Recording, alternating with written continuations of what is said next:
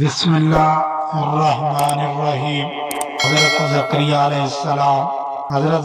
علیہ السلام بھی بنی اسرائیل کی ہدایت کے لیے بھیجے گئے۔ آپ کے زمانہ میں بنی اسرائیل کی حالت بہت خراب تھی، مگر پھر بھی ان میں نیک لوگ بھی تھے اور ایسی عورتیں بھی تھیں جو اولاد کو دین کے لیے وقف کر دیتی تھیں اور ان سے دنیا کا کام نہ لیا جاتا تھا۔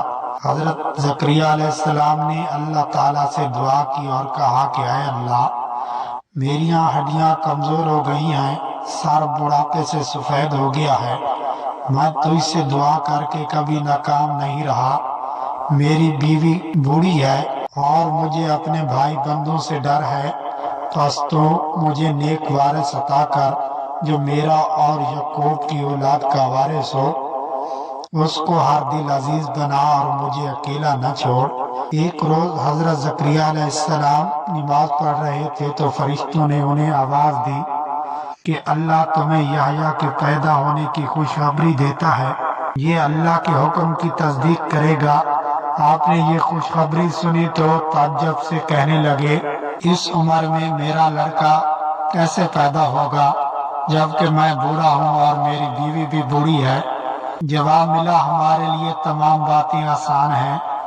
حضرت زکریا علیہ السلام نے عرض کیا کہ میرے اطمینان کے لیے کوئی نشانی مقرر کر دیجئے۔ حکم ہوا کہ تم لوگوں سے 3 دن تک اشارے کے سوا باتیں نہ کرو گے، اللہ کو خوب یاد کرو، اس کی بزرگی صبح شام بیان کرو۔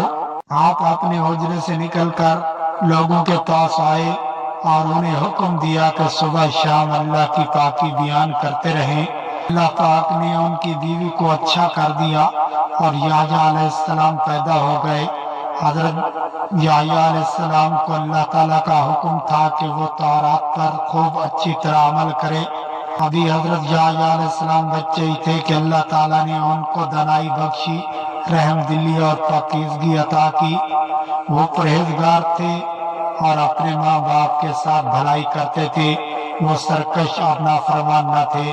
حضرت یحییٰ علیہ السلام کے متعلق اللہ تعالیٰ نے قرآن پاک میں فرمایا ہے، اس کا مطلب یہ ہے کہ جس دن وہ پیدا ہوئے اور جس دن مرے اور جس روز زندہ ہو کر اٹھائے جائیں گے، ان پر اللہ کی سلامتی اور امان ہو۔ یہ لوگ نیک کاموں میں جلدی کرتے تھے، امید اور ڈر سے اللہ کو پکارتے تھے اور اسی کے آگے عاجزی کرتے تھے۔ اگر ویڈیو اچھی لگی ہو تو ہمارے چینل کو سبسکرائب اور بیل آئیکن کو ضرور پریس کرنا تاکہ ہماری ہر آنے والی ویڈیو سب سے پہلے مل سکے۔ اللہ آپ کا حامی و ناصر ہو، اللہ نگہبان۔